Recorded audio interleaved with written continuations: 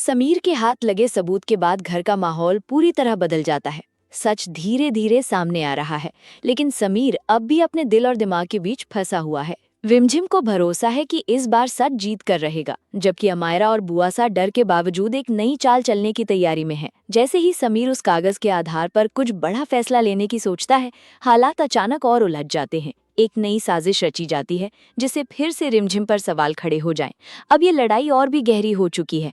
एक तरफ सच्चाई है तो दूसरी तरफ झूठ का जाल। सवाल यह है कि क्या समीर इस बार सही फैसला ले पाएगा या फिर एक और धोखा सब कुछ बदल देगा। कमरे में हवा जैसे थम सी गई थी। समीर अब भी उस कागज को देख रहा था, जैसे हर शब्द उसे भीतर तक हिला रहा हो। अगर ये सच है तो मैंने अब तक क्या किया, उसने धीमे से खुद से कहा। उसकी आवाज में पछतावा साफ झलक रहा था। रिमझिम ने ये सुना तो उसकी आंखों में हल्की सी उम्मीद चमक उठी। तो अब मान लीजिए सच को। लेकिन समीर ने तुरंत नजरें फेर ली। इतनी जल्दी नहीं, मुझे हर चीज का पूरा सच जाना है। उसकी आवाज में अभी सख्ती थी, जैसे तो खुद को कमजोर पड़ने से रोक रहा हो। रिमझिम ने गहरी सांस ली। ठीक है, लेकिन इस बार मैं पीछे नहीं हटूंगी। उधर दरवाजे के बाहर खड़ी अमायरा और बुआसा सब सुन चुकी थीं। अमायरा के चेहरे पर घबराहट के साथ गुस्सा भी साफ दिख रहा था। अगर समीर को पूरा सच पता चल गया तो सब खत्म हो जाएगा, बुआसा ने धीरे से कहा। तो फिर हमें उससे पहले कुछ करना होगा। अमायरा की आंखों में एक चालाक चमक आई। हाँ, और इस बार ऐसा कुछ करेंगे कि समीर खुद रिमझिम से नफरत करने लगे। रात गहराती जा रही थी, लेकिन इस घर में चल रही साजिशें और भी खतरनाक होती जा रही थीं। अगले ही पल अमायरा ने अपने प्लान पर काम शुरू कर दिया। उसने चुपके से रिमझिम के कमरे में जाकर कुछ ऐसा रखा जो अगले दिन तूफान खड़ा कर सकता था। सुबह होते ही घर में हलचल मच गई। ये क्या है?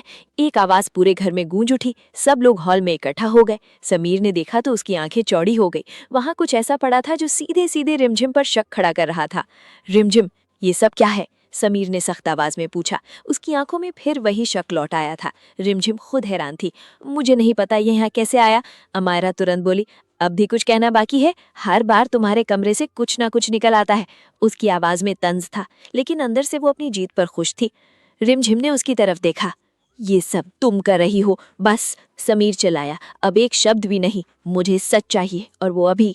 कमरे में तनाव इतना बढ़ चुका था कि हर कोई सांस रोक कर खड़ा था। रिमझिम की आंखों में आंसू थे, लेकिन इस बार वो टूटने वाली नहीं थी।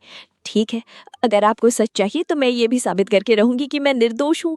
समीर कुछ पल तक उसे देखता रहा, जैसे उसके अंदर कुछ टूट रहा हो, लेकिन उसने खुद को संभाल लिया। फिर साबित करो।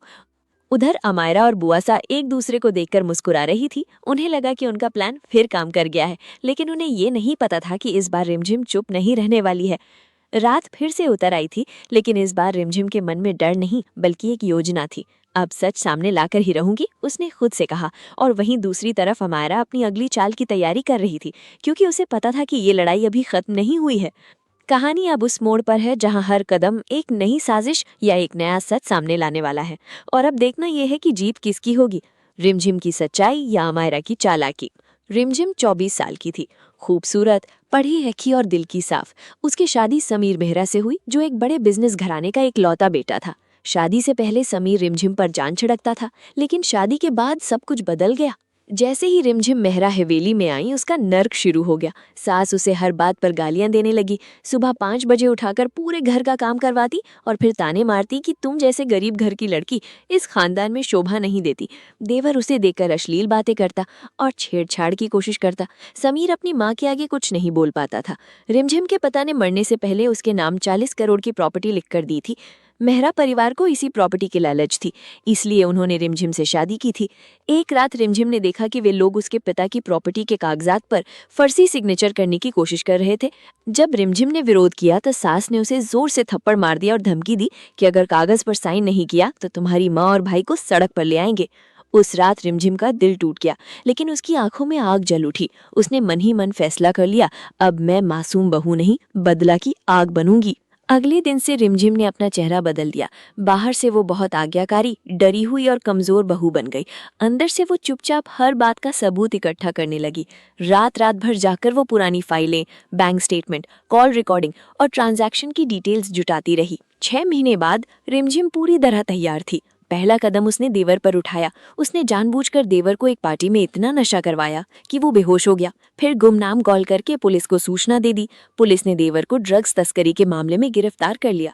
पूरा परिवार थाने कोर्ट के चक्कर काटने लगा। दूसरा वार ससुर पर किया।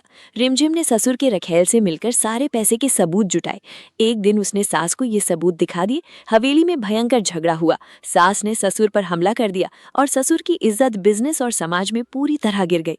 तीसरा वार सास पर किया। रिमझिम ने सास की इकलौती बेटी को विदेश में फोन करके सारी सच्चाई बता दी। बेटी ने सास को साफ कह दिया कि वो अब माँ बाप का साथ नहीं देगी। सास अकेली पड़ गई। अब बारी समीर की थी। रिमझिम ने समीर को अकेले में बुलाया और सारी रिकॉर्डिंग सबूत उसके सामने रख दिए। समीर स्तब्ध रह गया। रिमझिम ने ठंडे लेकिन आग भरे स्वर में कहा, समीर, तुमने मुझे कभी प्यार नहीं किया। तुमने मुझे सिर्फ प्रॉपर्टी हड़पने के लिए इस्तेमाल किया। अब या तो तुम मेरे साथ खड़े हो जाओ या मैं तुम्हारे पूरे परिवार को जेल भिजवा दूंगी। समीर डर गया। उसने रिमझिम से माफी मांगी और कहा कि अब वो उसका साथ देगा। अंतिम हमले का दिन आ गया।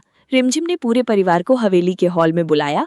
सबके सामने उसने टीवी पर सारी रिकॉर्डिंग, फोटो, बैंक ट्रांजैक्शन और सबूत चला दिया। सास जी की ये सब झूठ है, ये बहू हमें फंसाना चाहती है।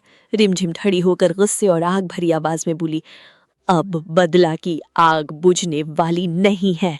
आपने मुझे अपमानित किया, थप्पड़ मारा, मेरी इज्जत लूटी। आज मैं आपको दिखाती हूँ कि एक बहू का बदला कितना खतरनाक होता है। उसने पहले से बुलाई पुलिस को अंदर बुलाया। पुलिस ने सास, ससुर और देवर तीनों को गिरफ्तार कर लिया। उनके खिलाफ हत्या की साजिश, फ्रॉड, ड्रग्स और हवाला के कई गंभीर केस दर्ज हुए। समीर ने अपने माँ बाप को देखा और रिमझिम के पैरों में गिर पड़ा। रिमझिम ने उसे उठाया और बोली, अब यह हवेली हमारी है, हम इसमें नई शुरुआत करेंगे।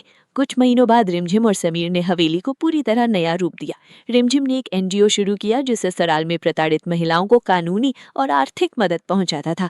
रिमझिम अब मजबूत और आत्मविश्वासी बन चुकी थी। वो अक्सर कहती थी, बदला की आग कभी बुझती नहीं, वो सिर्फ सही समय का इंतजार करती है।